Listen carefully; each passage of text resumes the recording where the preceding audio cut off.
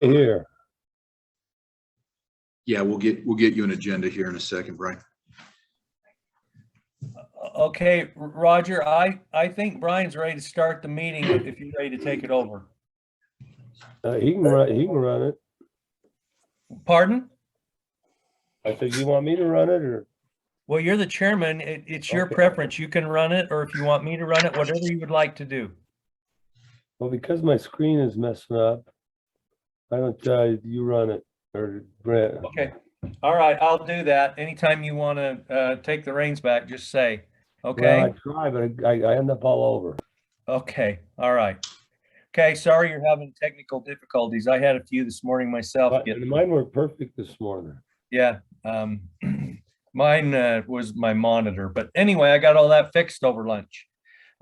With that, I think the appointed time has arrived. We will call this Cloud Seeding Committee meeting number 2-22 to order.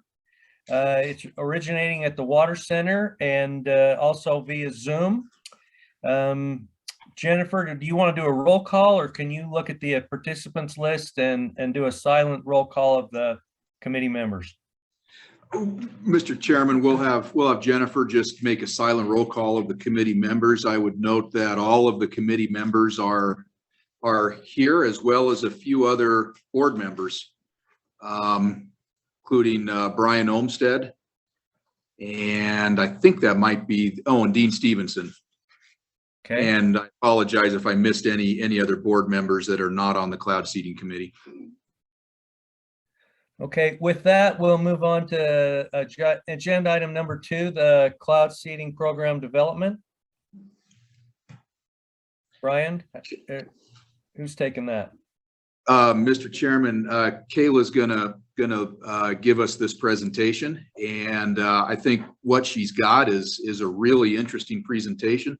We've got the initial results from the statewide assessment of different river basins for cloud seeding potential. And then she's also has a presentation prepared of some of the things that need to be thought about as we move forward with this program. So with that, Mr. Chairman, I'd hand it over to Kayla to launch the presentation. Thank you, Kayla. Thank you. Good afternoon, Mr. Chairman, members of the committee. Thank you for your time today. I'm going to jump right in with an overview of the information I'd like to walk you through today, as we do have quite a bit to cover. So I'd like to start with a brief summary of the cloud seeding program to remind you all of how the program has evolved over time. And with that, I will outline some of the directives that came out of recent legislation and what we have accomplished so far. I'd then like to jump into the meat of our discussion today and walk you through some of the necessary components for the development of a cloud seeding program. This will include a presentation from Dr. Sarah Tessendorf with the National Center for Atmospheric Research, and she will be presenting on the statewide assessment, some of our initial results, as well as necessary considerations for developing cloud seeding feasibility and design studies. Record your message. When you have finished recording, you may hang up or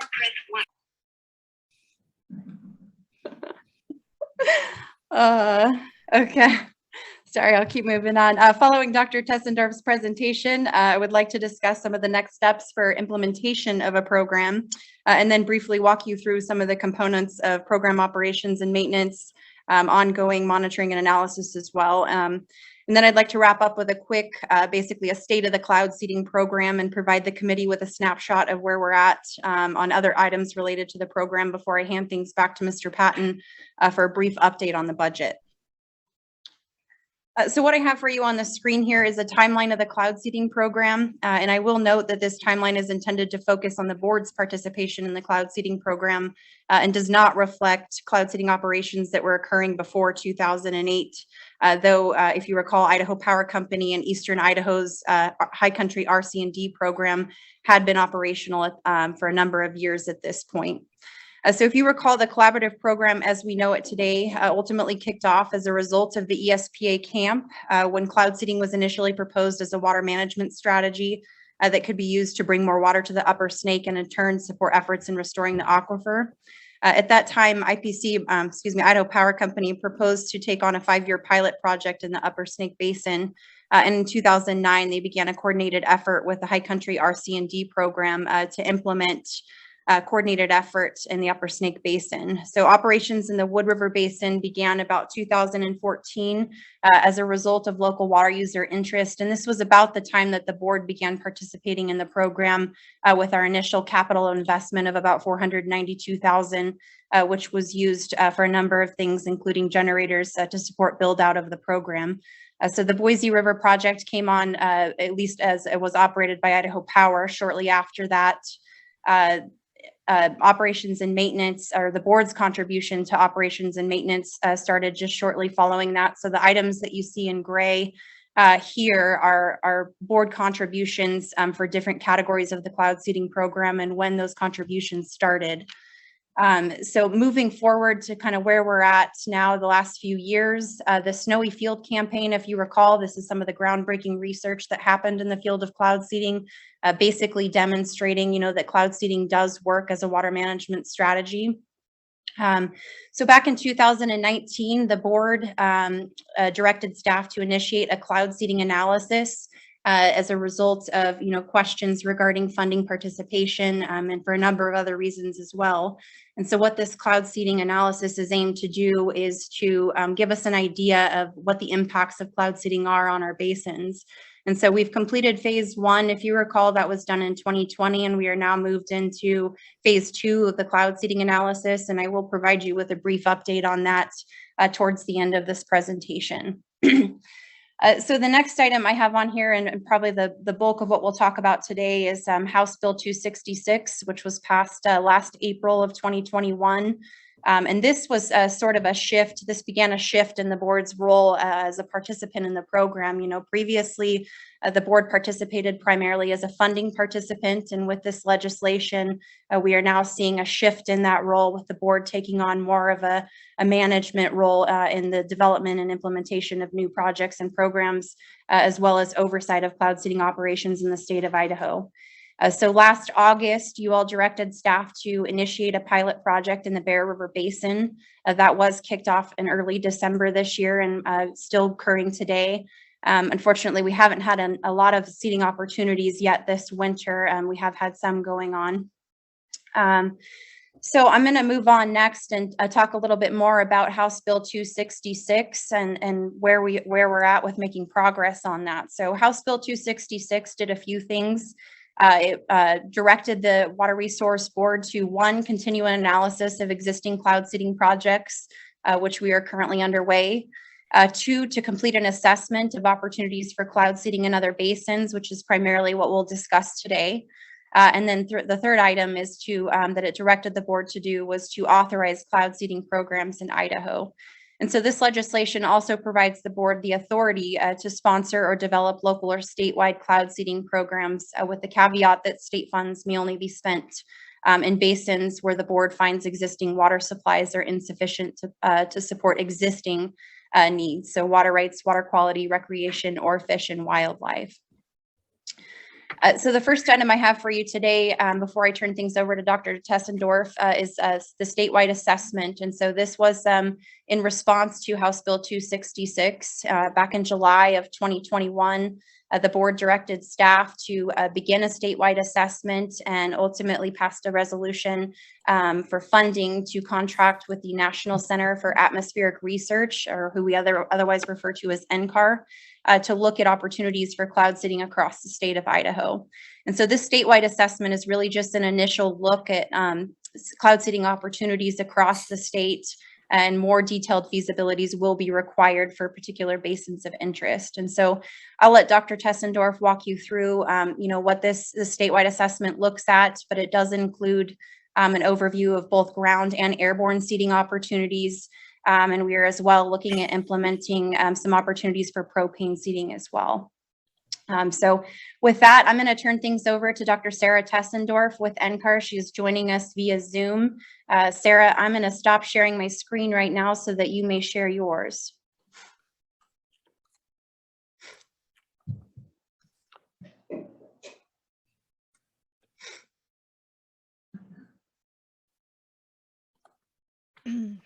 All right. Well, thank you, Kayla, and to the committee for having me today. I would like to, first I'll introduce myself. My name is Sarah Tessendorf. I'm a project scientist in the Research Applications Lab of NCAR in Boulder, Colorado. I study cloud physics, which encompasses anything from how clouds, rain, snow, hail form, and how we represent that in models. And so that, of course, does include cloud seeding and how the atmospheric particles, that whether they're naturally occurring or whether they're put in the cloud for cloud seeding purposes, how those influence the rain and snow formation process. So thank you for having me today to talk to you about the investigation we've been working on, looking at this potential for cloud seeding across the state of Idaho. I'd like to begin with a little bit of some background on the concept of cloud seeding, just to make sure everyone's on the same page. I'll be focusing on winter orographic cloud seeding in this presentation. And for that type of cloud seeding, generally the goal is to increase snowpack, and often subsequent stream flow is the other main goal that we're trying to enhance. This cartoon outlines the main steps involved in the cloud seeding process. And the first key step is having a cloud that has supercooled liquid water in it. Now, these clouds in orographic cloud seeding are formed largely by the forces of the airflow going up and over the mountain to begin with.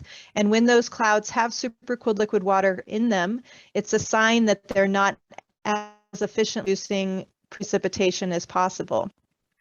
So the supercooled liquid water being that first sign, we can then target it with silver iodide, which is an agent that's been shown to nucleate ice at temperatures colder than -5 or -6 degrees Celsius. We can release that silver iodide into the cloud by aircraft directly in the cloud, or by ground-based generators, as depicted in this illustration. The third step is really important for ground-based generator seeding in particular, because once you release the silver iodide, you do need to make sure that it disperses into the cloud to get into those optimal conditions for nucleation into ice.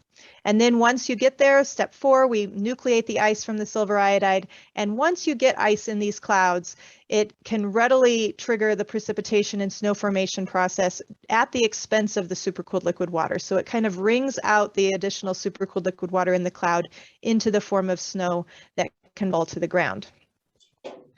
So I'd like to just emphasize 2 key criteria that I'm going to be focusing on in this analysis that we've been doing.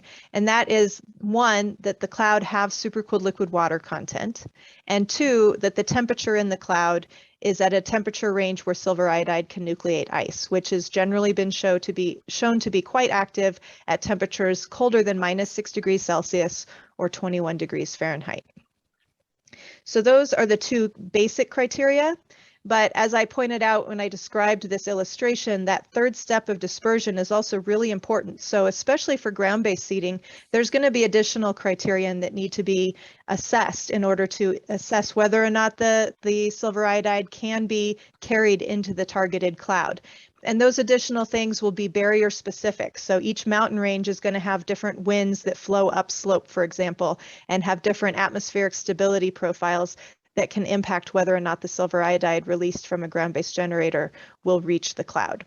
So those are just some basic backgrounds on the concepts that I'll be talking about today. I also want to provide a little bit of background on the approaches that we've been taking in our research when it comes to assessing the potential for cloud seeding. We really are at a great time in this field of science, because over the last decade, there have been numerous advances in computing in particular. Supercomputing has certainly advanced, and that's enabled us to run higher resolution models and more sophisticated models, which laid the foundation for us to develop WRF Weather Mod, which is the name of our model that simulates the physics of cloud seeding. And then that, coupled with important observations of clouds, precipitation, and various atmospheric conditions, such as those that we collected in the Snowy Field campaign, that together is really transforming the way that we're designing and evaluating cloud seeding programs today. Some of these initial breakthroughs took place just over 10 years ago when, again, at the advance of supercomputing, we've been able to run long-term, large domain, high-resolution simulations. And by running at higher resolution, meaning the grid spacing in the model is much finer, we're able to more realistically represent the precipitation over complex terrain regions. So this example that I'm showing was a study led by Roy Rasmussen and his group, published in 2011. 2011, it was over the whole Colorado headwaters region shown in the lower left red box. And when you ran that simulation for multiple years, for the whole winter season, to look at wintertime precipitation with a grid spacing of 36 kilometers shown on the left versus 2 kilometers shown in the middle, you can see that there's quite a different result that you get. And the SNOTEL observations, which are the snow gauges up in the mountains, they're the observations that we're always trying to achieve when we run these model simulations. And you can see that running at high resolution gets us much more in line with the magnitudes of wintertime precipitation formed over these regions. For example, that northern Colorado region at 36 kilometers showed on the order of 300 to 350 millimeters of precipitation, whereas the snow gauges, clearly some of those snow gauges were getting well over 1,000 millimeters. That is now being replicated better in these high resolution model simulations. So this really laid the foundation for us to be at a point where we could run model simulations that were realistically reproducing the clouds, the airflow over the mountains, and the clouds and precipitation that forms within them. That set the stage for us then to develop WRF Weather Mod, which is the cloud seeding parameterization within the weather research and forecasting, or WRF model. This animation illustrates how it works. We have 2 mountain barriers shown in this animation that have supercooled cloud over them. That's the white color is the cooled cloud. In this animation, we inserted silver iodide, which is the cyan color that you'll see right now in the animation. It's being inserted at an altitude where an aircraft might be flying. It disperses downwind, and once it interacts with the cloud over the barrier, it produces ice crystals, which are shown embedded in that with the yellow contours.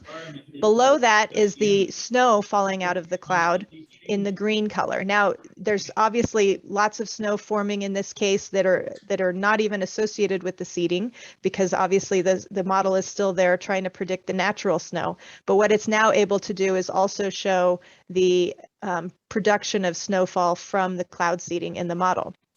And what we can do with this is we can then run simulations with the seeding in the simulation, and then run the same simulation without seeding and look at the differences in order to quantify the impact from seeding, both in how much snow fell and spatially map where the additional snow fell as well.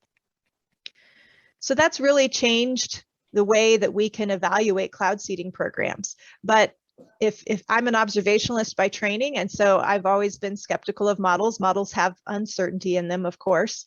And so it's really important for us to couple our models with observations to constrain them. And so this was one of the reasons we went into the field in 2017 for the SNOWY field campaign. SNOWY is an acronym that stands for Seeded and Natural Orographic Wintertime Clouds, the Idaho experiment that was funded both by the National Science Foundation and Idaho Power Company. We went into the field. This program focused on the Payette Basin of Idaho. We went into the field with numerous observational facilities, including research aircraft from the University of Wyoming. And we had seeding aircraft as well from WMI, which is Idaho Power contracts with WMI for this aircraft program. The seeding aircraft had burn-in-place flares on the back of the wing, as shown in this picture here. Those will burn a more continuous plume of silver iodide as the aircraft is flying. They also have a ejectable compartment beneath it where it can release the silver iodide flares below the aircraft. Those get released generally about every 30 seconds. So there's a couple different ways that they can target the cloud through airborne seeding. Both aircraft had probes for in situ measurements on their wings as well, so we could get some detailed data in the clouds. We also put out Doppler on wheels radars on the upwind ridges at these black plus symbols with circles around them. Those were our 2 radar sites. And the real benefit here of having these radars up there is because the NexRad operational radar network, there's a radar down in Boise, but the mountains themselves will block the signal, especially for low-level clouds, orographic clouds over the mountains. And so having these radars up above at the top of the mountains really helped us see the clouds in a way that we don't normally see through the operational networks. We also deployed a variety of ground-based measurements. We put out a lot of additional precipitation gauges. These augment the SNOTEL network because these types of gauges actually have much finer measurement resolution than SNOTEL gauges have. So they're really helpful in quantifying the amount of precipitation. Some of the other measurements that we put out are also very helpful for operational programs. In fact, Idaho Power Company uses the weather balloons. They launch their own weather balloons regularly during their operational program to know when the conditions are good for seeding. The weather balloons are really valuable because it gives us a vertical profile of temperature data. And so it helps us know, is the temperature up at the cloud level or at the aircraft flight level appropriate for cloud seeding? Another key measurement system that we deployed during Snowy that Idaho Power also uses in their operations in the region are microwave radiometers. There are no routine measurements of supercooled liquid water taken in our operational observational networks, but microwave radiometers allow us to measure the amount of supercooled liquid water in the atmosphere. And so they're very valuable for knowing if it's a good case for seeding, as well as for us to validate and evaluate our model simulations to make sure they're producing appropriate amounts of supercooled liquid water in the model.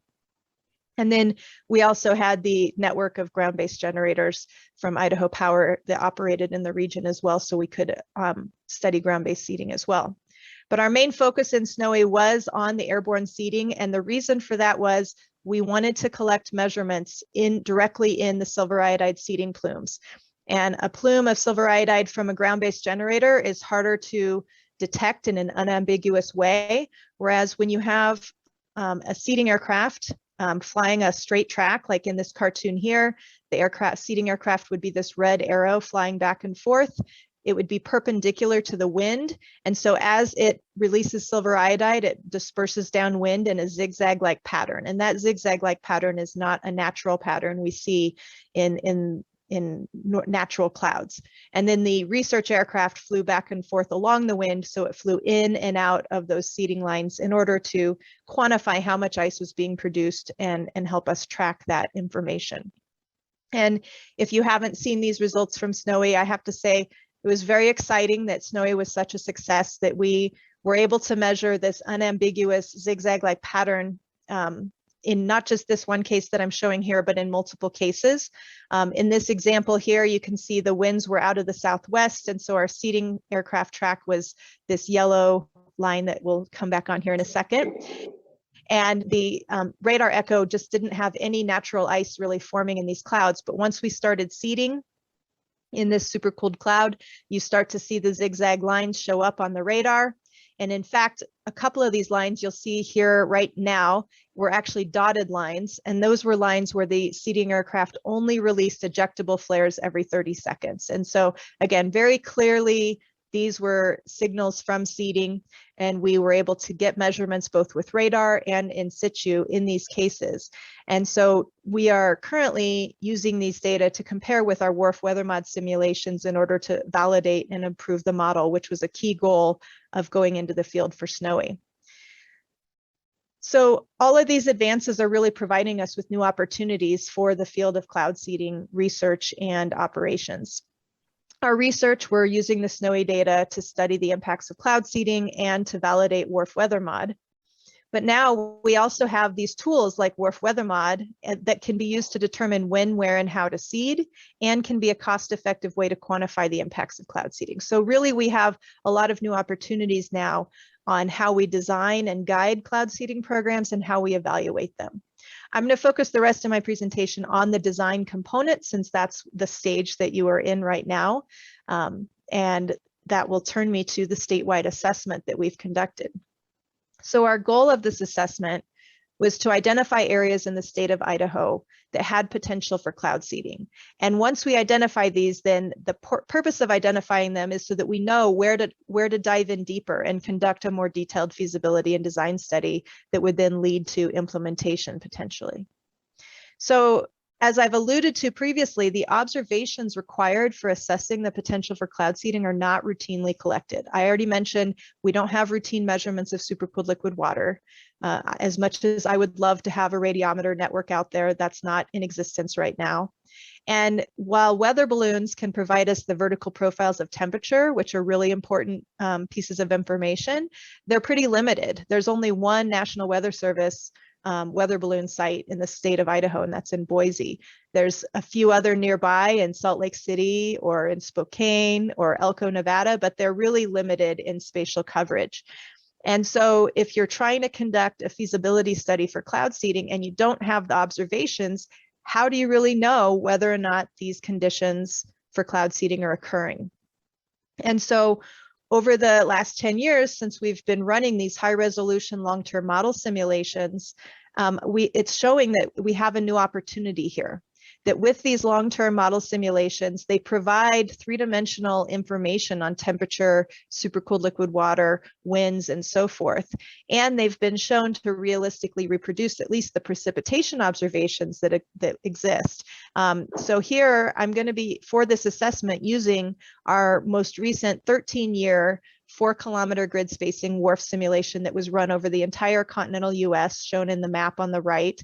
We're focusing in on the red solid box here that's focused in on the state of Idaho for this study. But over that region, we've compared the SNOWTEL precipitation data with the WRF CONUS simulation, and that's shown here, the 13-year average precipitation accumulation over a water year period is shown here in the dashed lines, where the SNOWTEL data are the black dashed line and the WRF data are the red dashed line. And you can see, especially over the wintertime months, they track very well together. So what we saw in previous results of these high resolution WRF runs is showing up again in these longer term, newer runs that we've been looking at. And so we're going to use that model simulation to conduct this assessment then. So this is a glimpse zooming in then on the domain around the state of Idaho. You can see the Idaho state border in here in the thin black line. This map in the middle is the 13-year average wintertime precipitation accumulation. So wintertime being defined as November to April. And on the right, we're looking at the wintertime average column integrated supercooled liquid water values, column integrated at temperatures colder than -6. Again, -6 being that key threshold for at temperatures at -6 and colder, you can have silver iodide nucleate ice. And so what we can see here is, one, we can see where the precipitation is distributed across the state. We get a lot of precipitation in the northern parts of the state, even into western Montana. The central mountains get a fair amount of precipitation, and then also in the western Wyoming, in the upper Snake, we get a lot of precipitation in the Tetons. So in some of these regions with large amounts of precipitation, we also have large amounts of mean supercooled liquid water over the season, especially up here in northern Idaho in the Bitterroot Mountain area, Clearwater area, and even into western Montana. The Tetons also shows up as being one of those areas with still large amounts of mean supercooled liquid water and lots of amounts of precipitation. But we also have other locations that have less overall precipitation, but they still have large amounts of mean supercooled liquid water as well. And these are also quite interesting from a cloud seeding precipitation enhancement perspective. For example, let's look at the Salt River Range that has, moderate amounts of precipitation, but also has quite large values of mean supercooled liquid water content. The Bear River Range versus the Lemhi are some interesting ones to look at. The Bear River Range has moderate amounts of precipitation as well as moderate amounts of mean supercooled liquid water. The Lemhi is interesting because it actually has lower overall precipitation, but it still has similar amounts of mean supercooled liquid water as what we see in the Bear River Range. And so this will be an interesting region to look into because it still has supercooled liquid water, which means that there is the potential for some cloud seeding enhancement. And given that the overall precipitation is lower there, it could have an interesting impact in that region, I think. The Beaverhead Mountains, also right on the border on the divide, have moderate amounts of precipitation. And while it's hard to see under the line there, also are a pocket of some enhanced mean supercooled liquid water. So the gist here is that any location on this map on the right that has some supercooled liquid water has the potential, is a potential candidate for cloud seeding. But in addition to looking at the mean quantity of supercooled liquid water that's available, we also want to look at the frequency of time that we get supercooled liquid water, because you might get a lot of supercooled liquid water in one storm, or maybe you get supercooled liquid water regularly throughout the season, and that will also be a factor in the opportunities for cloud seeding. So moving on to that, looking at the frequency of opportunities, what we're looking at now is the map over the same domain that is for the frequency of time that the temperature is colder than -6 and that supercooled liquid water is present. And this is looking at over what we call the ground seeding layer, which is really 0 to 1 kilometer above ground level. So this is a layer that follows the terrain.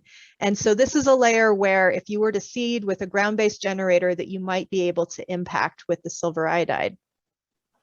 Now, note that this is not including any additional dispersion criteria that would be specific to each mountain barrier. So this is that basic potential for ground-based cloud seeding in the area and across the state, but really to better understand, if the wind flow is going to get up and over the mountain barrier based on where you would put ground-based generators and stuff like that, it really needs a more detailed analysis by basin to look at what those winds are and to see what the stability is relative to that barrier that you're trying to target.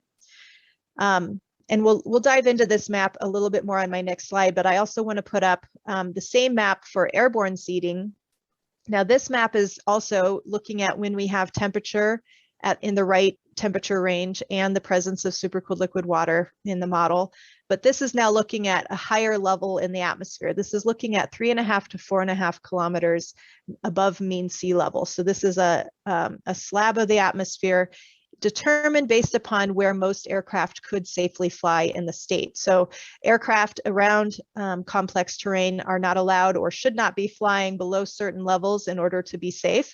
And those minimum safe altitudes vary depending on the terrain. So in regions you have a broad valley, you're going to be able to fly that aircraft lower. In regions of complex terrain with higher mountain peaks, you won't be able to fly as low.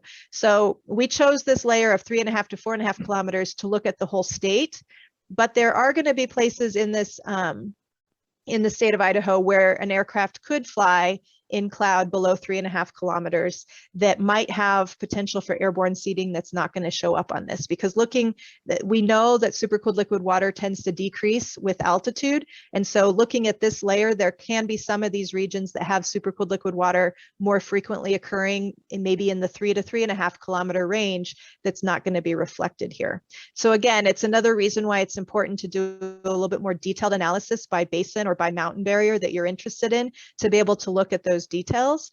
But again, this really helps us highlight some areas where we might want to focus in and spend a little bit more time on doing those more detailed studies.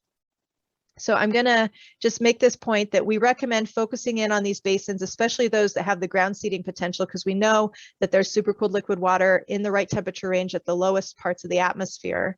And when you do those more detailed analyses, you'll still want to look at the potential for ground and airborne using the more mountain barrier specific details along the way. So this is a zoom in on the ground-based seeding map over the whole state, pointing out different mountain barriers that have elevated frequency of opportunities. I'll just point out the Bear River Basin in the lower right part of the map is our current study area. And you can see that the Salt River Range that feeds the Bear River Range has, elevated frequency of opportunities. Even the Uintas and the Bear River Range themselves all have enhanced frequency of opportunities, and that's part of our current investigation. Otherwise, across the state, you can see one of the areas that stands out to me as having the highest frequency of opportunity would be in the Bitterroot Mountains and some parts of the Clearwater. We also see the Lemhi, Lost River Range, the Boulder and White Cloud Mountains, all of those lining up having some enhanced opportunities. The Boise Mountains, along the Boise Front Range there also have those elevated values and are already being targeted with some of the programs targeting the Boise Basin that Idaho Power is running. There's even some elevated opportunity down in the south. Technically, it would be, I guess, in northern Nevada, in the Independence Mountains that feeds the Jarbidge area. And then of course along the border there, the Beaverhead Mountains as well. It's underneath the Huck 2 thick contour line there on the border, but there is also a bit of elevated frequency of opportunity there. So once we've identified these areas that have some potential, what's the next step? So this feasibility and design, more detailed study that I've been mentioning is comprised of a little bit more detailed climatological analysis. So instead of looking at the state as a whole, looking at single layers of the atmosphere, we're going to dig in deeper to investigate atmospheric characteristics that are specific to each mountain barrier in that basin. Things like wind flow, looking more detailed at the vertical distribution of supercooled liquid water in that location to understand, whether a ground-based or an airborne program would be feasible. And so that involves including those dispersion criteria in the analysis. Then once we do that more detailed climatological, it lays the foundation for what type of designs might we want to test. Where would we want to place some generators? Where would we want to place some aircraft tracks in order to take advantage of what the common wind regimes are in the area? And so this is where we like to use the WRF weather model then to test and iterate on those designs in order to optimize the design. And I'll show you an example of how we're doing that now for the bear in a moment. And then the last component of a feasibility and design study is often estimating the cost effectiveness of the program. This includes taking that design, estimating what the program costs would be to run that design, as well as estimating the potential streamflow benefits from the program. Now, this is a simplified view of the cost effectiveness analysis. It's basically weighing what your local cost of water is versus the cost of water from cloud seeding. And the cost of water from cloud seeding is going to be dependent on the cost of those program operations and the amount of water produced from seeding. So if you're in a situation where the cost of water from seeding is low, which can occur from either a low cost of seeding operations or a lot of water produced by seeding, you're going to find that cloud seeding is going to be cost effective for pretty much any cost of water naturally. You might have, if you're in a location with pretty cheap water, cloud seeding could still be cost effective. If, on the other hand, the cost to produce the cloud seeding water is higher because either it's a high program cost or there's very little water produced, it still can be cost effective, but it's going to tend to be more cost effective in locations with a higher cost of water or more extreme water shortages where the demand for that extra water is going to be greater. Now, in this type of an analysis, the biggest uncertainty is going to be in that determining how much water is produced from cloud seeding. This has been one of the biggest challenges in the world of cloud seeding for many decades, to try to quantify that amount. And I do think that, our current methods that we've been developing recently with the model-based approach is putting us in the right place to better quantify this. But, some cost-effective analysis in the past in particular would take just a general estimate of, say, it's a 10% effect, and run the cost-effective calculations. What we like to do is either run a range of potential effects, like from 5%, 10%, 15%, and see what that range of cost-effectivenesses would be. Or we can go as far as running WRF weather mod for a whole season and try to quantify with the model how much additional snow is produced in order to get a little bit better physics-based estimate on that. But for most initial planning purposes, I think it's often sufficient to just use that range of possible seeding effects to calculate what your range of cost effectiveness would be. And then as you go through the program and evaluate the program, you can narrow that down with time. So as I mentioned, I'll just show a quick example of what these more detailed feasibility and design studies might look like. This is an example from the Bear River Basin when we initially set out to evaluate the feasibility of airborne seeding and come up with designs for airborne seeding. So there are 3 general target areas that were identified within the Bear River Basin that feed water into the river. The Uintas is the headwaters region, then the southern part of the Salt River Range feeds the basin as well as the Bear River Range itself. So this is an example here on the left showing you where we then look a little bit more in detail at the vertical distribution of the liquid water. This again is based on those long-term model simulations where you can see that these are called contour frequency by altitude diagrams, where the vertical axis is the altitude, the horizontal axis is the quantity of liquid water, and then the coloring is the frequency of occurrence for it. So if you're in a yellow region, it means you have a high frequency of liquid water of that value occurring at that altitude. So most of our yellow colors are at the lower magnitude of liquid water range. But you can see that the highest frequencies of liquid water, say in the Uintas, tend to occur between 3 to 3.5 and up to 4 kilometers. But for the Salt River Range and Bear River Range, those peak frequencies are actually below 3.5 kilometers, which was our flight level airborne seeding layer band. So you can see that the Uintas here will generally then have probably higher airborne seeding frequency than these other two ranges, just because the distribution of vertical liquid water is below that layer that we've been assessing, which is why it's so important to dig in a little bit deeper in each range to understand this. So the other things that we looked at, we looked at the frequency of opportunities throughout the season. We found that there were airborne seeding opportunities in this region throughout the whole winter between November and April. The peak tends to be in late winter based on the 13-year period that we ran the model simulation for. And then after doing this initial feasibility, looking at the more details of the atmospheric conditions, we start running WRF weather mod simulations for cases to test and refine the design. And so this was our recommended flight track design on the right, and the map in the middle was actually for a westerly wind case. These were all the different tracks that we tested. We tested shorter tracks, longer tracks, some that were further upwind, some that were closer to the target barriers, in order to optimize what the ideal flight tracks would be for a westerly wind case. And some things that we found were that running a single long north-south track, which would have been from the tip of this black line to the bottom of this red one, the goal there was to try to target all 3 regions at once. But we found that's not going to be as efficient as just running a shorter track targeting the northern part of the basin. Another example is that we tested this track closer to the Salt River Range versus this one upwind of both the Bear River and Salt River ranges. And we found that this single track upwind of the Bear River Range could effectively target both. And so you'll see over here for westerly wind, this single magenta track up here was our key recommended outcome from this design. So that's just a snapshot at some of the ways that we try to optimize the program design by running all of these different seeding simulation cases with different scenarios of aircraft tracks. And we're currently doing that now for different scenarios of ground-based generators to target these regions as well.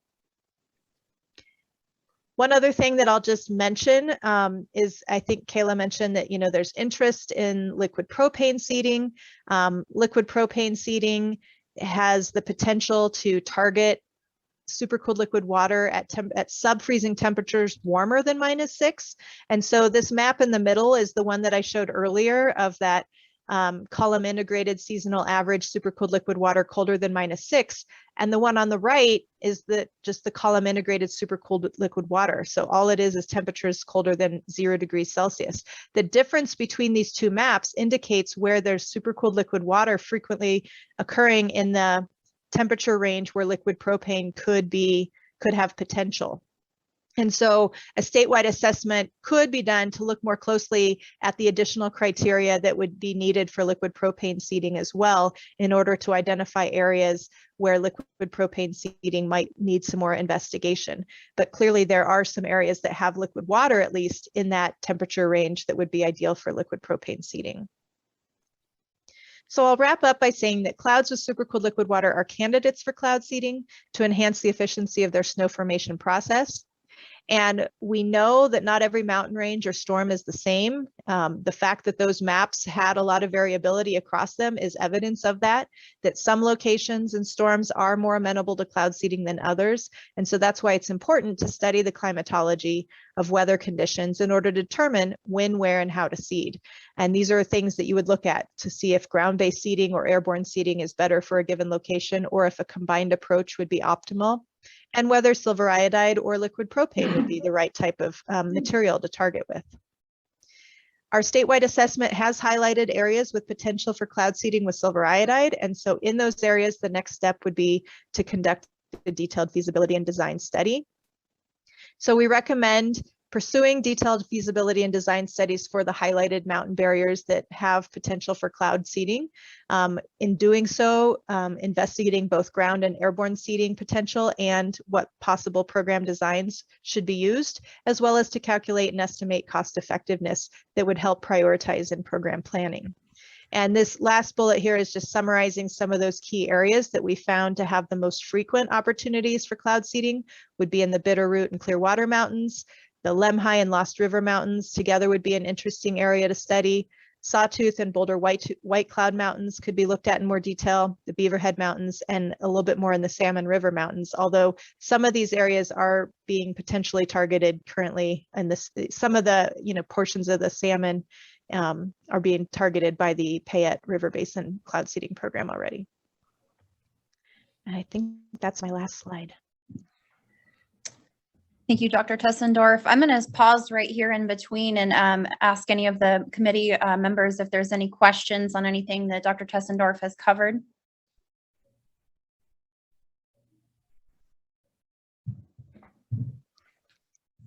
We're all taken back, Kayla. This is Jeff. That's a great presentation. I learned a lot. I have a lot of questions, but I need to think about it a little bit before I start asking them.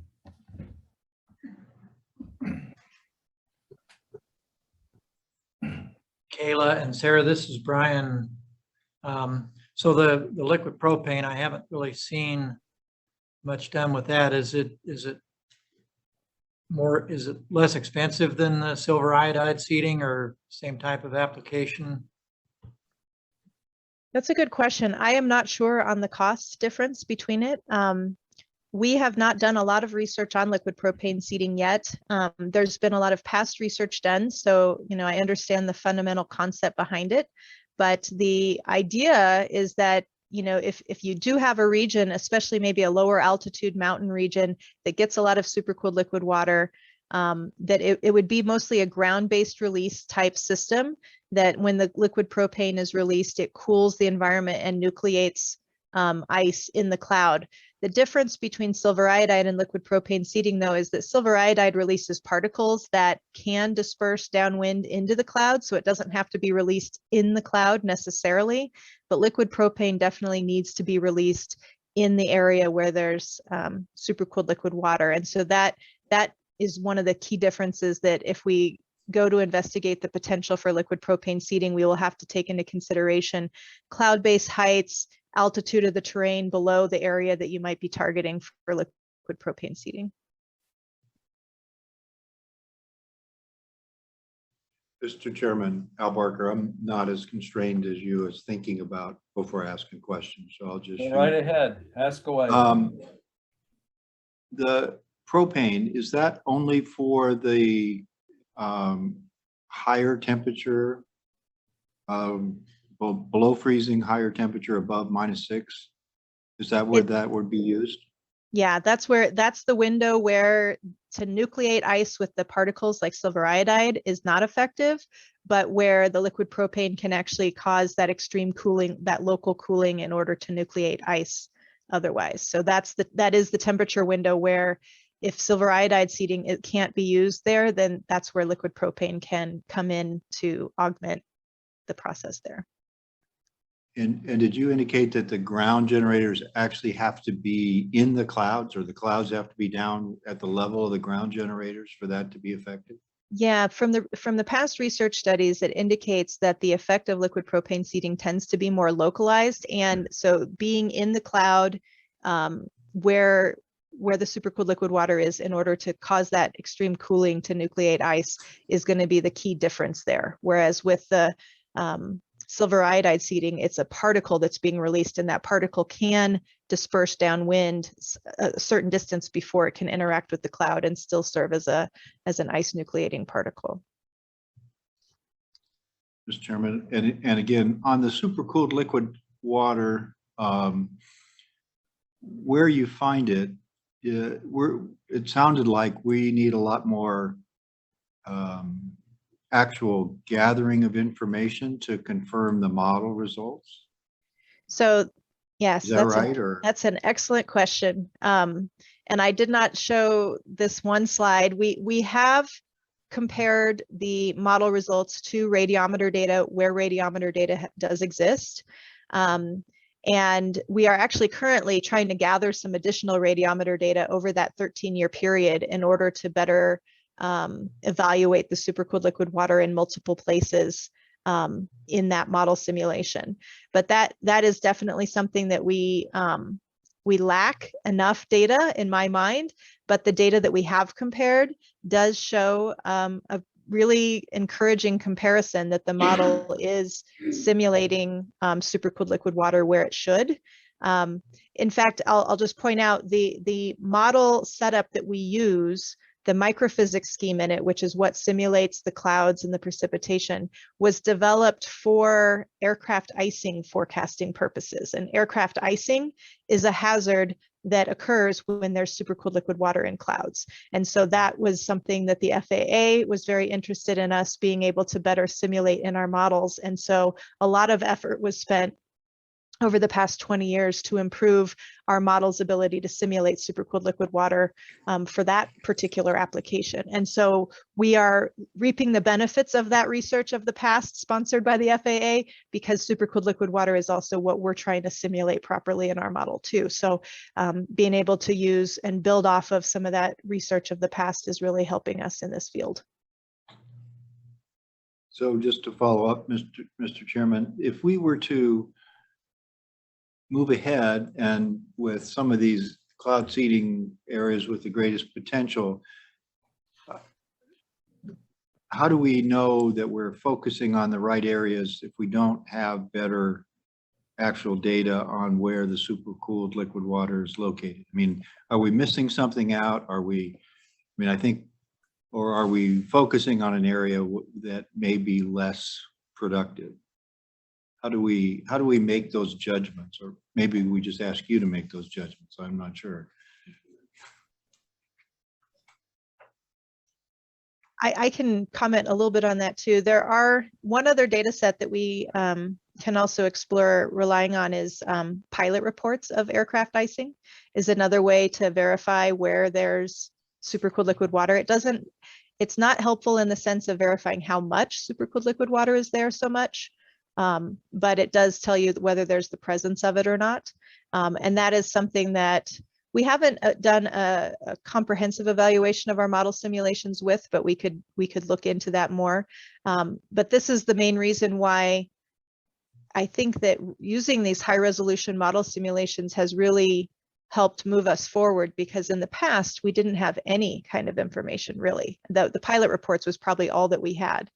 And so now with the model simulations, it really is helping us identify areas. And then in some of those areas where we are able to deploy radiometers, we can then confirm, that as well. And for operational programs, I think radiometers have been found to be very helpful for forecasters to identify whether there's supercooled liquid water in a storm and that they want to target that storm for cloud seeding.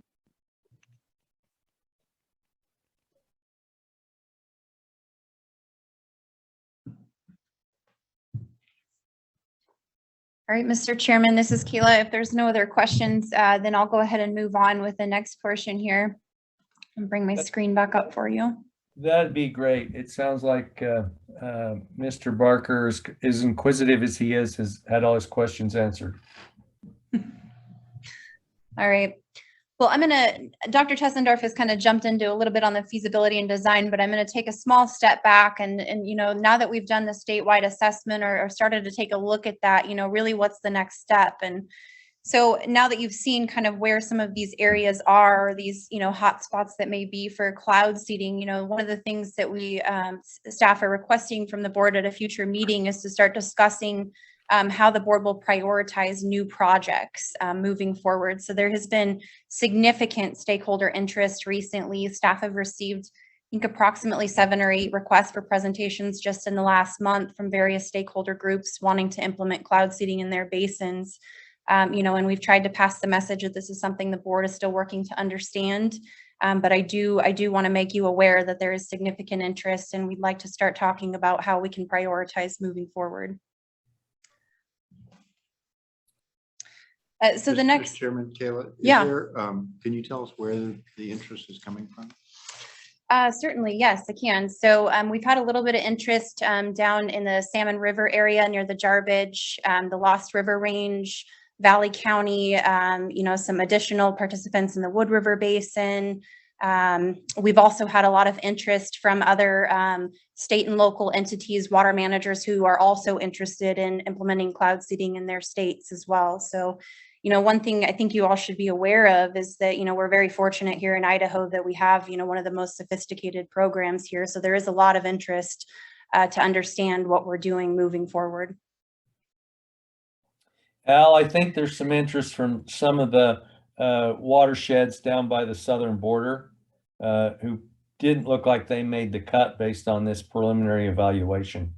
Yeah, that's How many correct. people are on that? Roger, do you have a comment? I says, how many people were involved in that study? Mr. Chairman, Mr. Chase, which study specifically are you referring to? Well, the one Al was talking about. Or just move on. I just got my sound back. So Okay. move your discussion on. Okay. Mr. Chairman, Mr. Chase, Mr. Barker was simply asking, which stakeholder groups have interest. So those were the ones that I just listed off to name a few. Okay, thank you. You bet. So the next step in this, I've got this animation or this reference here at the bottom, for the series of steps, the general steps that are required for developing a cloud seeding program. So we've gone through the statewide assessment. This has been Idaho's approach, in response to recent legislation to look at opportunities statewide. The next step being, for the board to decide which basins of interest we'd like to move into next. And begin feasibility and design studies. So Dr. Tessendorf went over some of the requirements for feasibility and design. Beyond that, we start looking at implementation. So what's required for implementation? And staff, I will say this has been a bit of a steep learning curve, with the Bear River Basin as well. So, the first step would be to develop some criteria for competitive bid to select an operator. And so that's what you can use your feasibility and design. This is really a basis for developing that criteria for competitive bid. And so one of the reasons I will mention that we selected NCAR, as the entity to do feasibilities and design is because they are an independent research-based organization. They're not an operator. They don't have interest, in operations. And so that's a reason that we targeted them to do the feasibility and design, because ultimately it will be used for competitive bid.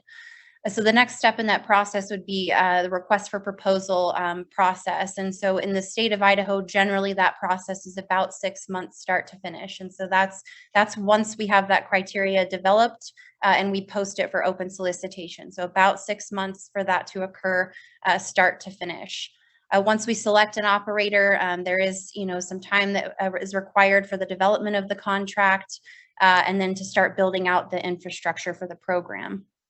So I'm going to dive a little bit deeper and just cover on a high level, some of the components of building out the infrastructure, both for airborne and ground. So airborne, as we discussed with the Bear River Basin, it's a little bit easier to get initiated as there's some flexibility. You're not looking to site ground equipment.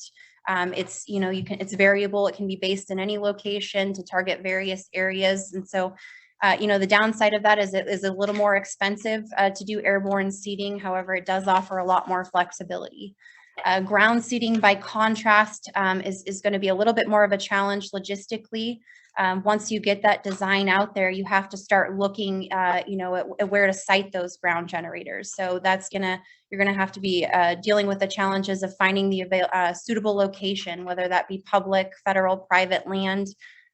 Finding a suitable location within the area of the design plan. And so with that, it still has to be an area that is accessible. You've seen some pictures of the generators. These are pretty large structures.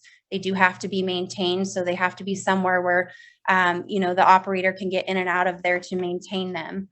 Once you've selected your ideal locations or a group of locations, you have to start negotiating land leases. That can take some time to get that done. and then ultimately to get those generators in place and installed to begin operating. So one component that we really haven't discussed, in the past, we've talked about a lot of funding for different things, generators, aircraft, but as Dr. Tessendorf covered, there is a significant need for weather instrumentation. And so Idaho Power has expended a large investment into, implementing weather instrumentation to support our existing program. And moving forward, as we move into other basins, that is something that we're going to have to consider a component of the program, being the build out of our weather instrumentation to support operations and analysis as well. So the next step in this, once we get our contractor, get our operations in place and begin operating, some considerations to think about, typically most programs, when you get a contractor in place, those contracts are usually between 3 and 5 years. So you get to the end of that 5-year and you do have to go through some competitive bid processes. Again, you could potentially face challenges of working with another operator that may create challenges with your infrastructure or how it's managed, but something to think about. Modeling. And so, not all programs have the sophisticated level of modeling that we've talked about here. And so Dr. Tessendorf has talked a lot about the WRF weather mod. This is the same model that the board has invested money into for our programs here. And again, these models are useful for a number of things. Forecasting, they're still working on, how these models can support analysis. The other aspect that we have to think about with operations and maintenance as well is equipment maintenance. So when you start to build out, your ground infrastructure, you have to think about, staffing field crews to be able to access, your network of generators and weather instrumentation. So there's a lot of different components that go into the operations and maintenance as well. So, Mr. Chairman, Kayla, is there a reason that or could we have O&M contracts longer than 3 to 5 years? Could we have 10-year contracts, or is there some kind of state prohibition on having contracts longer than that? Mr. Chairman, Mr. Barker, that is something that we could potentially look into. This is just, I'm looking to, I've looked at other programs in different areas. Our contract with Idaho Power, for example, the aircraft is subcontracted out to WMI. That's a 5-year contract. And so I'm basing this on some other aspects of different programs in our program as well. But I think a longer term contract could certainly be negotiated. This is just kind of a standard what we see in the industry. Al, this is Jeff. I think we could set up a term on a contract with an evergreen provision so it would just roll over and continue. But if we weren't happy with the way the contractor was providing services, we'd have the ability to move out of that and into something else. Correct. So some other considerations that I did want to mention, and I won't get into too much detail today, is, we've talked a lot about the use of the WRF model.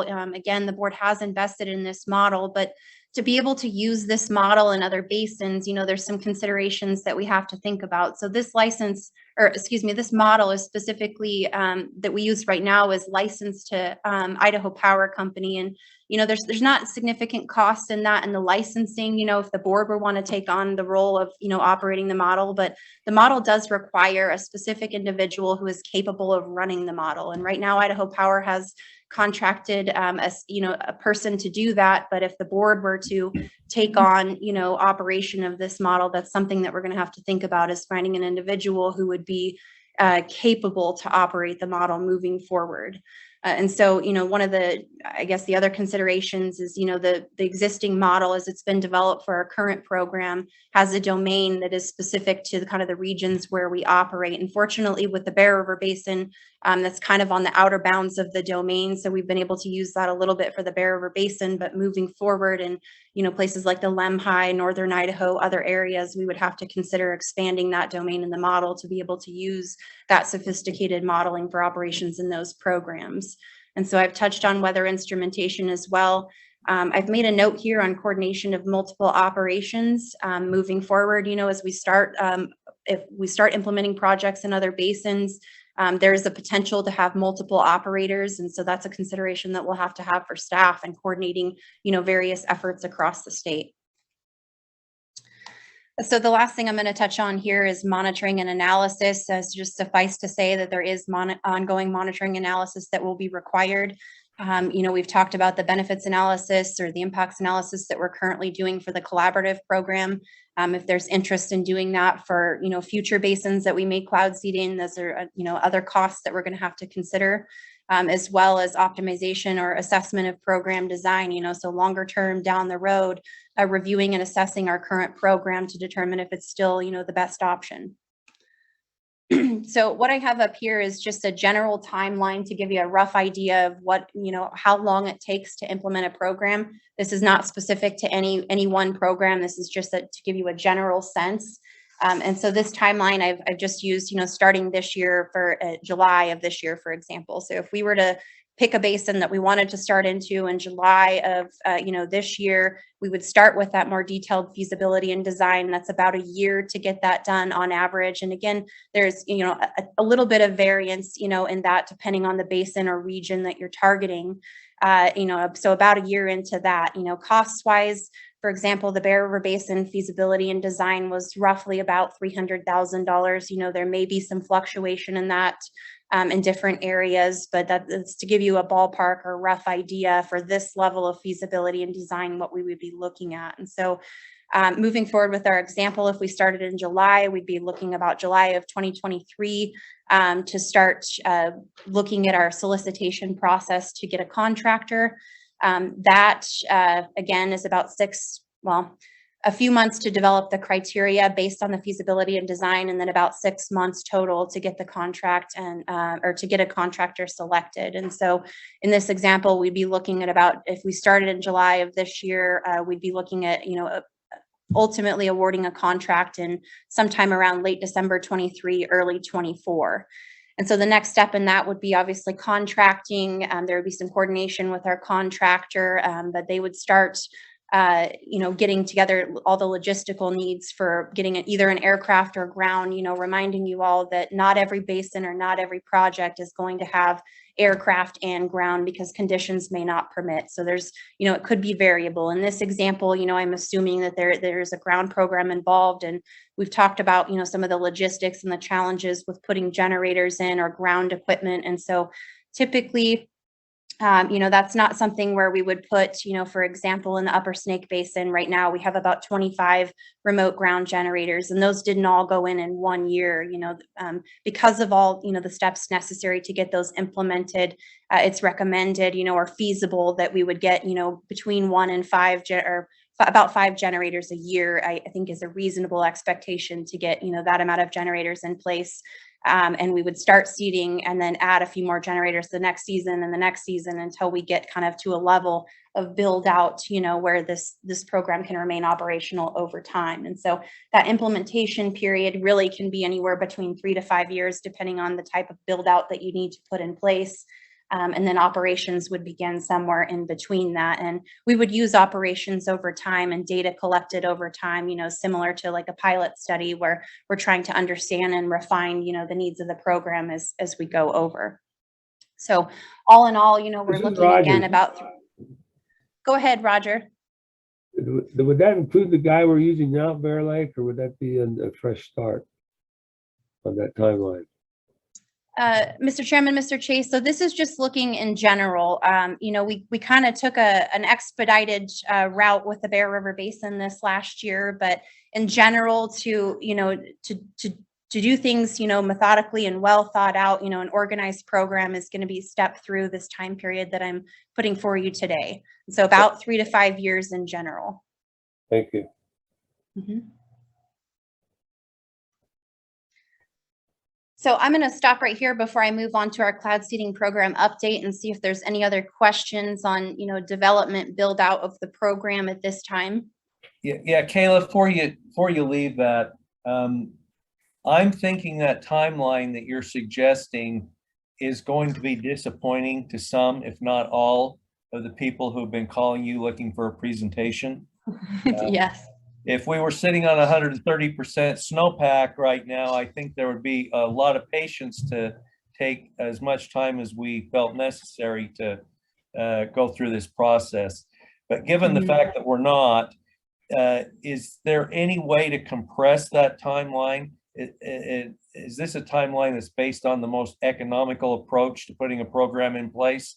or is this just it just takes this long? I'm going to take a stab at that, and Dr. Tessendorf, I may let you respond to that as well. But this is kind of the best case scenario. This is what we would recommend to do things the right way, step by step. You know, like I said, you know, implementing an aircraft can be something that we do relatively quickly. So if we get that feasibility and design, you know, done in a year or so, maybe a little less, then we could get an aircraft potentially operational, like within a year, 1 to 2 year period. But to really get a full comprehensive program built out there with the aircraft, the generators, the instrumentation that you're going to need to guide that, you know, you're really looking at a 3 to 5 year time period is probably the most realistic.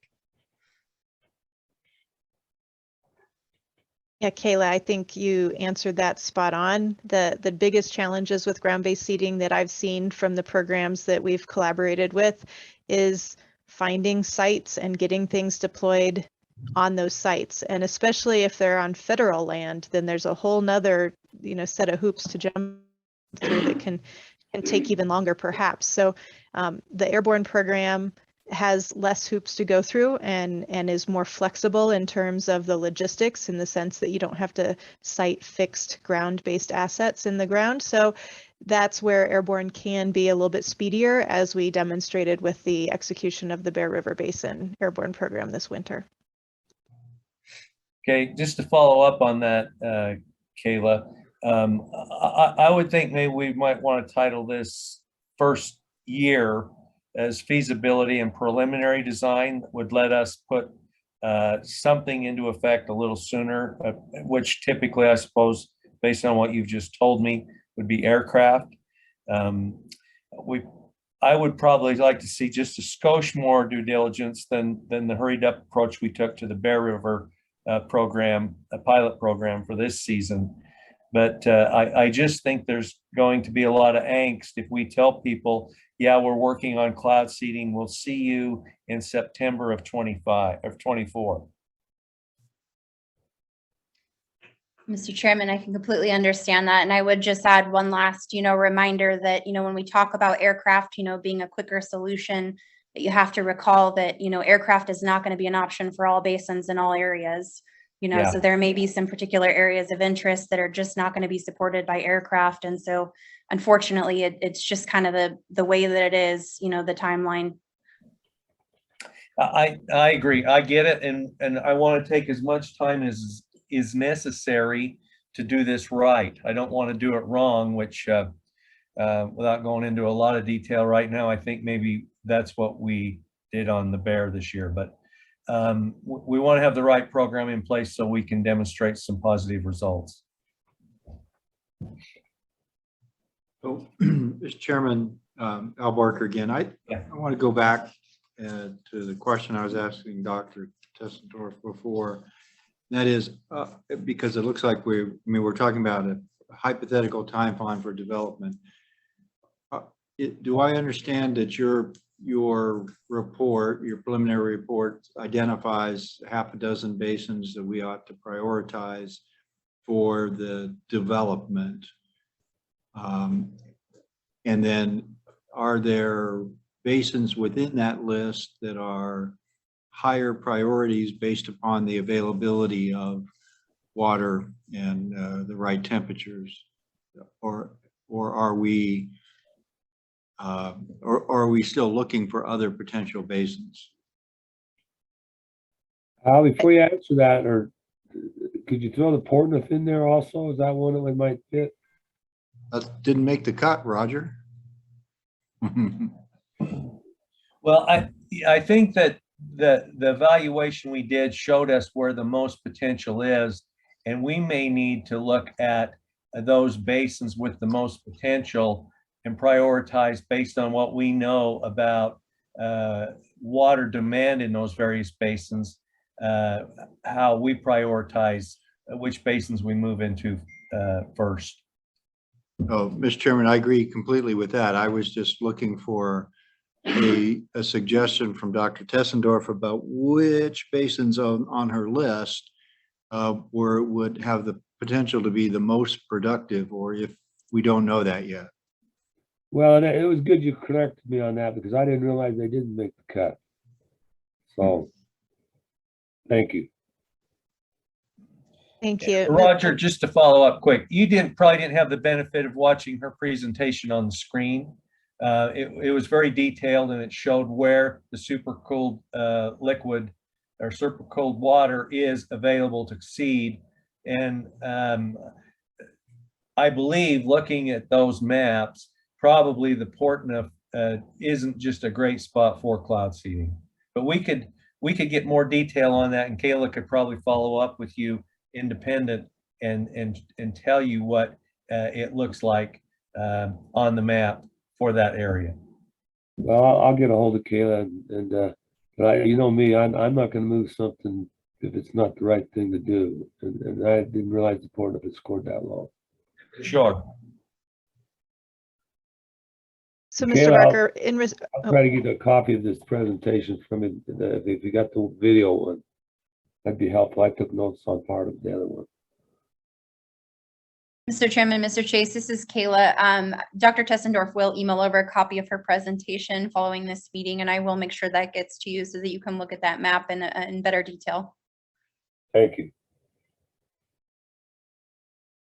So in response to Mr. Barker's question, the place on the map that jumps out with having potentially the most opportunity is up in the northern part of the state in the Bitterroot Mountains and parts of the Clearwater Mountains.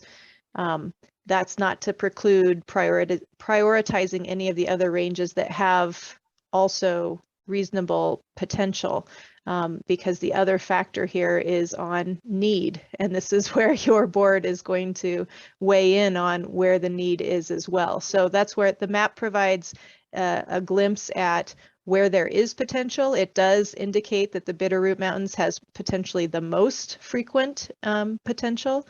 And then the rest of those prioritizations, I look to you all for your guidance and to your constituents' needs to weigh in on that.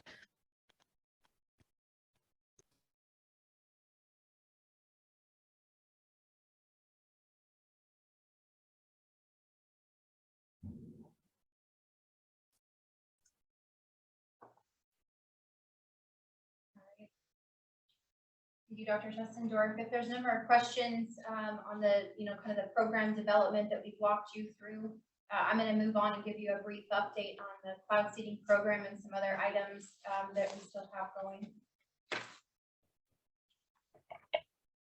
So what I have up here for you today is a kind of a timeline and an overview of the various projects we have going on for the cloud seeding program, some other things that the committee and the board are going to have to consider over the coming months, potentially make some decisions on. One of those, as I talked about in the beginning of my presentation and as was directed under House Bill 266, is for the board to authorize cloud seeding programs in the state of Idaho. And so if you recall, back in September, the board issued a one-year authorization of all existing cloud seeding programs with the expectation that it would follow up to create, would work on developing criteria for a longer-term authorization forward. And so now that we're kind of moving into the next year, we need to start preparing for authorizations for this next season. And staff would recommend revisiting that here in a couple of months. One potential option would be to provide another one-year authorization to our existing operators so that we have a little bit more time to develop the criteria for authorizations moving forward. But that is something that we will have to tackle here in the next couple of months to allow our operators to be prepared for this next season and have those authorizations in place in a timely manner. So the next one I'm going to touch on really quick is the cloud seeding analysis, or the phase 2 of the cloud seeding analysis. If you recall, this is a two-phased project that we're working on with the objective to determine the impacts of cloud seeding operations in the Payette, the Boise, the Wood River, and the Upper Snake Basins. So we did hear from Noah Stewart-Maddox later of 2020 on some of those initial results. And as he noted, there's a lot of assumptions used and a lot of refinements we need to make. And so in early 2021, we began phase 2 of this, which included a contract with NCAR and Dr. Tessendorf to begin refinement of our analysis using more sophisticated modeling tools. And so that includes some of the WRF modeling tools that we've talked about today. Basically, NCAR is using this WRF model to help us, kind of define what some of the impacts of cloud seeding are. And then we'll take those results and plug them into a systems operation model, or that riverware model that was initially developed by the Bureau of Reclamation. And so where are we at on the timeline with that up here? So as of today, where are we at with that? So early 2021, we did receive a copy of the riverware model from the Bureau of Reclamation. Our staff and Idaho Power's staff have continued a coordinated effort to refine that model so that we can use it to estimate, the impacts of cloud seeding throughout the system. That work is ongoing currently. The second piece of that would be calibrating our WRF modeling tools to the specific basins of interest. And so the Upper Snake has already been completed. That was initially an effort that was started by Idaho Power, and we are also using those calibrations for this effort as well. And so the next step in that would be to calibrate the model for the Boise, the Wood, and the Payette River basins. However, we have asked NCAR to start targeting the Upper Snake first, since we already have those calibrations done, and can get those results sooner. And then those results can be used to kind of refine what we do in the Boise, the Wood, Payette as well. And so this gives you kind of a snapshot of where we're at today. We are hoping to have, some results from NCAR in the Upper Snake late spring, early summer. At that point, we would take those results and plug them into the riverware model. And we're hoping to have some results to present to you on that analysis in the Upper Snake, or at least some initial results, probably sometime this fall. And so that's where we're at currently with this cloud seeding analysis project. The Bear River Basin, we've spoke to a little bit here. So again, that was a 1-year pilot aircraft project. We are currently in the middle of the season right now. That contract doesn't end until September, and that is to allow final reporting on that. And so as Dr. Tessendorf had mentioned, the design for the Bear River Basin is still ongoing. We've moved through most of the aircraft portion, and they will continue to work on the ground portion of that program design. And again, this is a 1-year contract, and so we will have to come back to the board to get some direction on how we'd like to move forward in the Bear after this 1-year contract. We've talked about the statewide assessment and final results. I do have a note on here for propane research. I'm not going to get into this today, but suffice to say, that we are looking into some potential research into propane seeding as an option to both enhance our program and in other areas of the state where it may be beneficial. And so with that, there is potentially an opportunity to acquire some grant funding through the Bureau of Reclamation, or potentially a Water Smart grant. We're looking into that as an option to support a potential cloud seeding research effort on propane. We would request from Idaho Power some assistance in developing the scope for that research. There is some other state and public entities, some other research entities that have interest in propane as well. So potentially some other stakeholders to be involved with that. I would anticipate that Dr. Tessendorf and folks at NCAR may have, a role in that study as well. But that is just kind of a concept that's in its infancy, and we'd like to bring it back to you in the future. So regarding the modeling, Dr. Tessendorf did talk about this today, the Snowy project, how we're using that data to continue refining and updating the model. If you recall, back in 2019, the board authorized about $600,000 to participate in this effort and continue model enhancement. And so that will go through about 2025. That is ongoing. So again, they are taking a lot of the data that was collected from the field campaign and using it to update and validate the model. So the last thing I'll wrap up here with is just that we do have our upcoming, as you're aware, our budget setting for fiscal 2023. We have a number of things that we're going to have to look at for the cloud seeding program, start looking at developing some standard procedures for development of programs, prioritizing, and what we're going to require for a number of things, including funding. And so One other thing that we would like to accomplish this year, given all of the interest that we've had in the cloud seeding program, is, similar to some of our other programs, is to get a website up and going, so that we have somewhere for people to refer to for more information on our cloud seeding program. So I am setting a goal for you to have this up and running by May of this year, and I'm going to leave that on there for reference. So Mr. Chairman, that is about all I have for you today. Did you have a question, Mr. Chase? I apologize.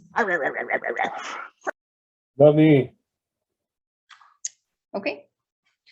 Alrighty. Well, Mr. Chairman, if there's no other questions on what I have for you today, I'm going to turn things back to Mr. Patton to touch on some of our budget items.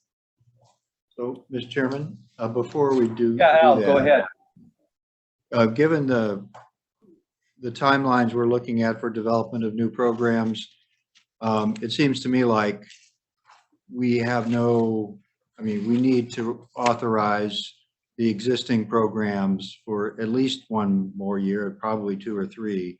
And that doesn't seem to be any reason to wait until September to do it. It seems like we need to, is there a reason we can't do that in either the March or the May time meetings? And I'll look at Cresta. Is that enough time for you all to get ready if we do approve that?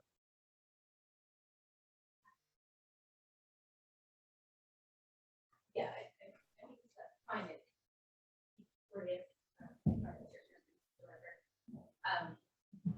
The time frame, I guess the 1 year is a little bit cut off.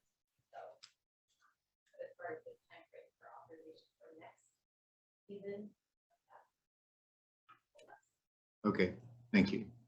Mr. Chairman, Mr. Barker, so when I mentioned September, that was when we provided the last authorization. I would propose to get that done sooner this year, probably around the budget setting time or about May. And so, depending on, how broad of criteria you would like to implement for authorizations going forward, keeping in mind that we will potentially have new operators coming online in this state, and we have, things to think about there. It may be worthwhile to do another 1 year authorization of our existing operators to keep them going while we determine, what criteria we're going to use to do a longer term authorization moving forward. This is Jeff. I think we've got to let Idaho Power know that they're going to continue to partner with us, or we're going to partner with them in the basins where we've got ongoing programs as soon as possible, so that they can plan for that. And if we need to make a commitment beyond 1 year, we need to look at how we go about doing that, given our fiscal constraints of what we can allocate funding to. And then we've got to look at, as an example, this Bear River Basin program. I think we need to reevaluate the criteria that we're using for contractors outside of our partnership with Idaho Power, and make sure that it's very specific so that we get the kind of program that we want, even if it's on another 1 year pilot basis. So, Mr. Chairman, I don't know if you heard Cresta's answer to my question. She said that March or May timing would be fine, but she was taken aback by a 1 year extension. So I guess I take that to mean she would like to see it longer than that. She and I have talked, I can't even remember the setting now, but it was abundantly clear to me that it's difficult to make plans for the future when you only have a 1 year window. And so we got to figure out how to get beyond that with assurances to Idaho Power that we can continue to be a reliable partner and fund our portion of the program. So we need to have answers to those questions sooner rather than later. I agree.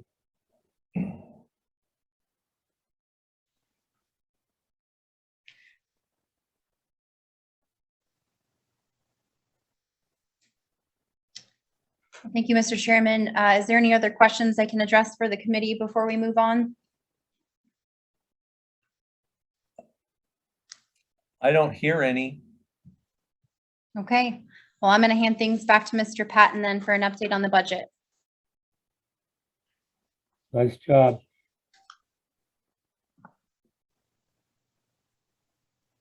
Question, Roger? No, I just said, nice job. Mr. Chairman, one of the things that we need to keep in mind as we look forward and think about additional areas where there is interest in cloud seeding is the financial resources that the board may have to bring to bear. You know, it does feel a little bit like with recent legislative appropriations in recent years and the governor's budget proposal this year, that does feel like we're maybe a little bit awash in funding at the moment. But when we look at ongoing funding to support an ongoing cloud seeding project, that picture changes a little bit. All the appropriations that we've received over the past few years and the governor's proposal for this year, you know, those are one-time appropriations. We pay for the ongoing cloud seeding out of the secondary aquifer fund, secondary aquifer management, planning, and implementation fund. That fund pays for really three main buckets of things. One is cloud seeding, one is recharge, and one is hydrologic investigations and modeling. And that fund receives $10 million per year, $5 million annually as a transfer from the state general fund, and then $5 million a year annually from the state's cigarette tax that it levies on sales of cigarettes. The cigarette tax receipt is projected to decline in the future, although I've actually been hearing that, you know, ever since we started receiving funds from the cigarette tax, that, you know, don't, you know, plan on receiving less than 5 million, and that hasn't happened yet. But, you know, at some point it likely will. So out of that $10 million annually, our average aquifer recharge program costs are about 6.2 million per year. Our average cloud seeding costs have been about 1.6 million, although that's increasing. That's a program where those costs have increased over the last several years. And then our average hydrologic investigation costs have been about $500,000 a year. That's, you know, the monitoring, modeling, Treasure Valley groundwater model, Wood River groundwater model, et cetera. So when we add all that up, we're at $8.34 million. You know, we're receiving $10 million a year. So really you've got about 1.6 million, 1.7 million left as the gap there that can be brought to bear on additional programs or projects, you know, including additional cloud seeding projects that would come with an ongoing cost. So that's just another piece to this puzzle that the board's going to have to think about if it wants to prioritize developing additional cloud seeding projects in basins beyond where you're currently operating. With that, I'd be happy to answer any questions you know, about this information. Okay, just a quick comment. The other thing we have to consider is if the recharge program expands, which we anticipate it will, those program costs are going to go up, as well as the projected cloud seeding program costs should we expand cloud seeding. So we've got an overall problem here trying to fund the ongoing operations, even if we use the one-time money for the infrastructure. Other comments? Mr. Chairman, that's correct. And I'll, you know, we are certainly getting pressure at the moment from legislative leadership to use the Treasure Valley groundwater model. It'll be rolled out here, you know, in the coming months to evaluate recharge scenarios in the Treasure Valley.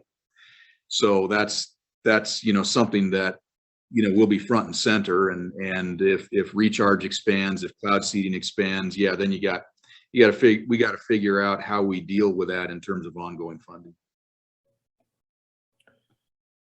Other questions for Brian?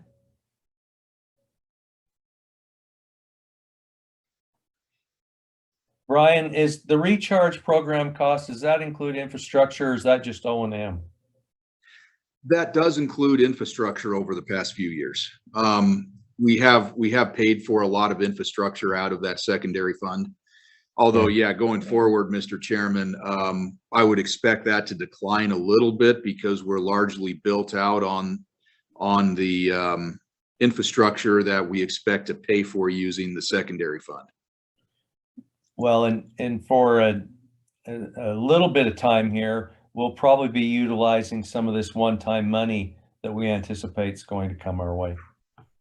That's correct. Any additional infrastructure on recharge in the coming few years definitely would be paid for with those one-time monies. So Brian, what's the average O&M cost without, isn't it like 3 to 5? Yeah, Mr. Chairman, Al, I'm actually grabbing that information at the moment because I figured that question would come up. Okay. Over the past 5 years, the O&M costs, so the conveyance costs to canals are about 2.9 million on average. And of course, there's a huge wide swing in that based on how much recharge is actually done. The other program, operations, so that's things like water quality monitoring, et cetera, about $500,000 a year. And then the balance, let's see, and then capital expenses were, around just under 3 million a year out of that number I gave you. Well, I don't think we have to push the panic button, but I think we need to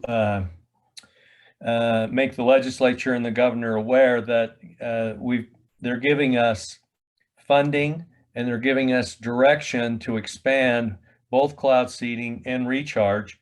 And with that's going to come some ongoing costs to keep those programs operating. That's real wise. We need to stay in front of that. Mr. Chairman, this is Kayla. If I may, I just wanted to add one more comment, with regard to cloud seeding program costs, is to remind you all that the cost you're seeing here is reflective, of just our portion towards the cloud seeding program, and remind you that under our collaborative program, Idaho Power invests significant amount of money into that as well. And so, we do have water user participation, something we're ongoing, but, for example, in some of our basins, we're only getting in the neighborhood of 15% of total costs for those basins from other water users. And so moving forward, when we move into other basins, we're not going to have that large contribution from Idaho Power, and water users that are currently contributing. Some of their contributions are a pretty large chunk of their overall budgets to begin with, so we are going to face a number of challenges moving forward with, getting funding participation, give it relative to the cost and what some of these water user groups funding is. But I just wanted to, set the stage there and remind you all that this is reflective of Idaho Power's contribution as well to this program that we currently operate. So these costs could go up significantly in other basins where we don't have that contribution. Appreciate that. And I think we can all agree that the way we're allocating costs right now is on an interim basis. And once we get an assessment back, an evaluation of who the beneficiaries are from cloud seeding, we're going to have to revisit how the various participants participate. And that may include Idaho Power, depending on how much benefit they're deriving in these different basins, their level of participation may change.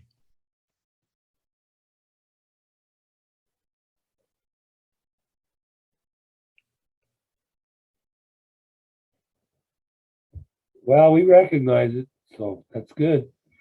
So I mean, there's a lot of things we got to figure out, and it sounds like we're blessed with some opportunities, and with those opportunities will come some challenges. Brian, did you have anything else about the budget or other funding issues? No, not at this time, Mr. Chairman. Okay. Was there anything else we needed to take up this afternoon, Brian? I don't believe so. Okay. All right. I think with that, we could probably look for that motion to adjourn. I'd just like to compliment Dr. Tessendorf and Kayla for well-run presentations today. It was a lot of information and gives us a lot to think about. Caution Creston not to run out of the room worried. We're going to get this all figured out. We want to maintain our partnership with Idaho Power. They're on the cutting edge of understanding and executing cloud seeding, and we want to be in business with them. With that, if I had a motion, we could all go do something else for the remainder of the day. Motion to adjourn. Okay, is there a second? Second. Okay, thank you one and all. We shall be together again soon, but we've had a good day today. Thank you. All in favor? Mr. Chairman. Oh, Say yeah. aye. Yeah, say aye. I'm sorry. Aye. Right. All right. Goodbye.